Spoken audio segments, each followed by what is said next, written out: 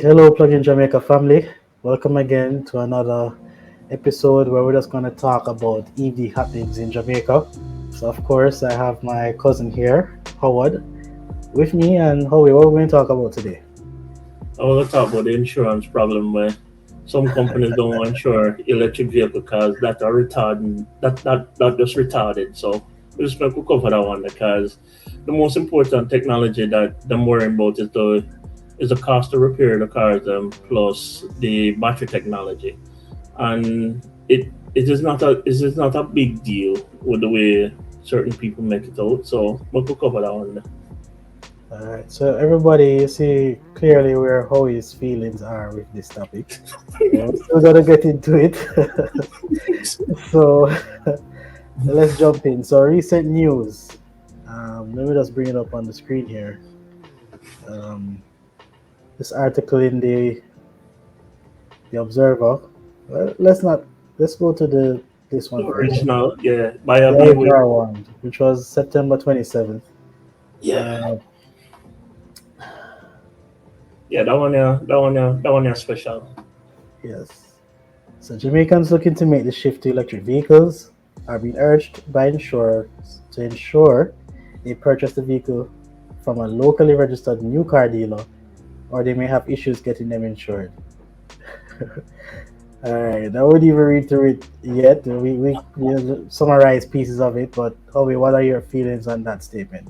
All right, so we're gonna say that in reality, it's just one insurance company currently being cautious about the technology of the vehicles. All right, I can understand where they're coming from because here in the United States, getting full coverage on an electric vehicle in certain states is pricey, and in some states it's just the same as a regular premium or high-end vehicle. Mhm. Now, so for example, you can go to Progressive right now, and Progressive will give you full coverage on any electric vehicle. But their takeaway in relation to the issue itself is based on the existing core technologies, which is the electric motor, the battery, and the controller. Everything else in an electric vehicle is basically the same as a regular internal combustion engine, right? So Very it's just important to note. I don't components. want them to miss that, Howie. So, apart from the core components in an EV, you named them a while ago, the battery, Right? motor, and the controller. Everything else is similar to a regular combustion vehicle Mhm. for the So most part, right? Hmm. So for the most part itself is it's basically a regular vehicle. It's just that the core components become the talking point for everybody that has a problem with them. Hmm. So if you take a look at, let's say for example, um, what components are inside of an EV battery, all right? It's not going. It's the chances of the battery pack itself being damaged, let's say in an accident, is very slim. So, because the battery pack itself, the structure of the battery pack is actually reinforcing the vehicle. So the chances of the pack being damaged, unless you're doing something like extremely stupid or doing like triple digit speeds or a, a truck slam into the vehicle, the chances of the pack itself being damaged is kind of slim. Now, I'm not going to say it can't happen, but the chances are really low. To do a battery pack replacement itself in the current market condition is also possible. So it's not like the parts are going to be hard to come by. It's just that they're there and it's going to just take long for them to show up to fix the vehicle. Right. Now, let's say, for example, if you had a problem with the electric motor, which is next to zero, then finding an electric motor for, let's say, the Nissan Leaf, it shouldn't be a problem because there are a lot of aftermarket um, companies out there that will sell those parts. So, for example, if you look on B Forward, you can find either the controller, you can find the motor, you can find any additional parts for the Nissan Leaf, and you can always bring that into the country to repair the car. So, this with the buyer beware article in Observer is just it, you're making more noise than there needs to be in relation to the technology that is in the car. Let me just try and defend the insurance company in question, I won't name them, but it's in the article. They are trying to, of course, it's a business, so they are trying to protect themselves. right? Um, they want to see that the parts are stocked here locally, and they believe that the dealer selling the new cars here should have these all the parts available in the event of an accident.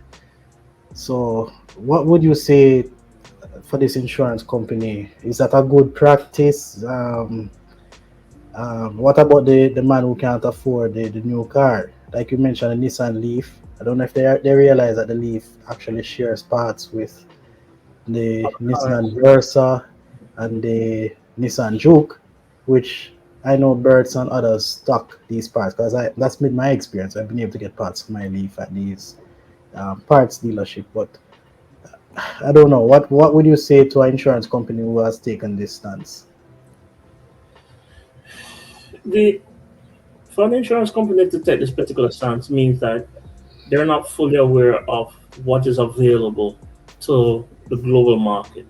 Now, a dealer has to go through a learning curve in order to offer electric vehicles, as well as be able to maintain or repair them. Right? Even here in the United States, many dealers don't have the ability to fully repair electric vehicles. Right? You have major dealers that have the ability to repair electric vehicles, Yeah, but it is not out of the reach of a dealer. It's not out of the reach of a small shop or a dealer to get parts.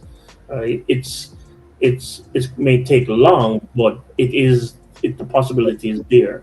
So, for example, we have a thing now with many insurance companies writing off electric vehicles that were um, damaged in minor accidents because we have United States had a part supply issue, right? It would normally take what would normally take about a 3 month period to get parts and then repair the vehicle is now turned into almost 6 months to a year for a person to wait on their vehicles to be repaired. Now, that is not only for electric vehicles, that is also for regular internal combustion engine cars. So I can yeah, see where they're coming from with that if they're using data from the United States or if they're using data from Europe, that they're being cautious on that situation. But being cautious means that you're also insulting the capabilities of local mechanics, local engineers, local shops that are competent or researching the technology to be competent in that technology. So right. it's a double-edged sword because you're only saying that dealers are the only ones that can fix these cars. In reality, they're not because before, yeah, before, no, before you have English. Before, dealers brought in regular internal combustion engine cars. They were not the only ones fixing them in the beginning. You had other tradesmen that show up. People went to training, like JPS have their train the trainer programs to introduce a number of people to electric vehicles, right? You have people that are out there that are independent and are studying the technology to say that it is possible. It's not only dealers. So this point of view is basically kind of dangerous for the industry on a whole. So I mean, Yeah, I see where it can be a deterrent for persons looking to buy a EV mm, because you're saying to a person who can't afford a new that basically don't buy a EV, you know, that's it. only buy the new EVs instead. So I think that's a dangerous position to take. But thankfully, and that's why we're doing this video, it's not the case across the board. There are several insurance companies that are insuring the vehicles comprehensively. So I would like to give my personal experience.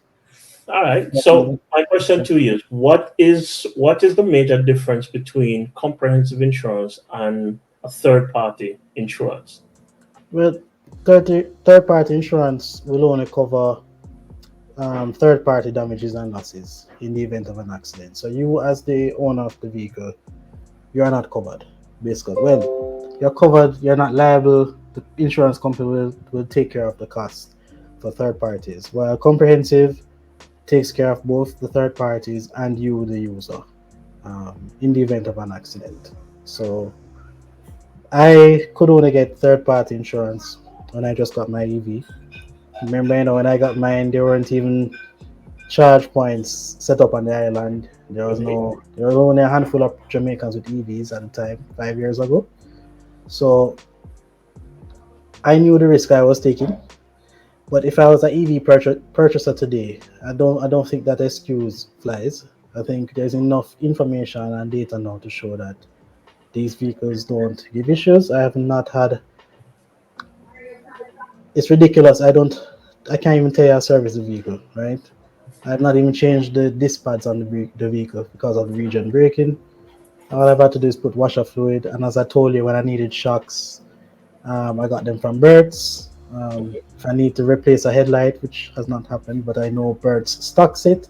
So another advertisement for Birds, but there are other persons out there that can do this Bring for. No, the Nissan dealership does it too. It's just from a cost perspective. For me, I went with this with Birds, but I mean, as you said, the insurance company needs to do the research, or probably does need to look into it. That you know, opportunities are there. When I got my vehicle, I had a conversation with it was BCIC, and I told them I'm getting an EV. You know, show them the similarities between it and the Versa because they share the parts and the joke.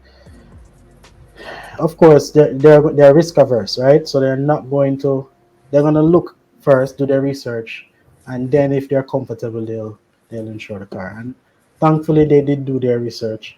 After the first year, I was able to get my vehicle comprehensively insured. So the best part of 4 years, I've been comprehensively insured. So there are other companies out there, insurance companies that I know of. Some of them are even bundling now with EV loans, green loans, you know. So I don't want persons to feel that this is across the board. This is just one particular insurance company, and hopefully, if they look into it like the others have, they will see then that you know the risk is minimal, and as the technology matures, the service, the the technical ability of the technicians, the parts, those things will become more widely available, and therefore the risk will be lower. Yeah, I'll give you that. It would make Right, more. It would. I think as it goes, as more and more people get exposed to the technology, the fear will actually go away, and I think that's basically where we stand. Um, I know it's going to be a change that not many people are going to accept, or not many people are going to just fight against it. But then, like you've proven before, the cost benefits of right, owning the electric vehicle surpass that of a regular internal combustion engine car, right? If you pair that now with, let's say, a solar system that allows you to be off grid, then you basically reduce your total energy cost, right, and keep more money in your pocket. So that in itself is something that the average person that wants to save money can't overlook. So at this point, the insurance companies are going to have to educate themselves and see that it is not as bad as they think it is. right. I wanted to show, of course, I went to big up BCIC, it's my insurance company. Free advert. So when you go on their website, actually, where is it? They have it up somewhere here. Vesta code, what we offer. Let's see if they. Okay, I lost the page, but when you go on their website, it actually has the Tesla there. Didn't we see it before? Yeah, We saw it. So, alright, we come down here. yeah, but There it is. even if them have the Tesla on them website, don't mean to them. Well, yeah, because I you mean, that was not the case before. No, yeah, it's you never see this before, but at least know it shows that they are aware. and they're Mm-hmm. seeing where the market is going, and they're trying to position themselves to say, hey, we are, you know, we have the technology, or we're encouraging you to also take it up. So that's good to see. And I know, who was it again? Um, there's another insurance company that came out with a thing in the paper to say that they're offering special rates for EVs. So they're there. We just have to do the research. But just want to also highlight this one. This article came out after, with the transport minister Mm-hmm. wanting to address the denial of the insurance to the EV. Actually, the particular EV driver used to be my lecturer, so life sciences at UA.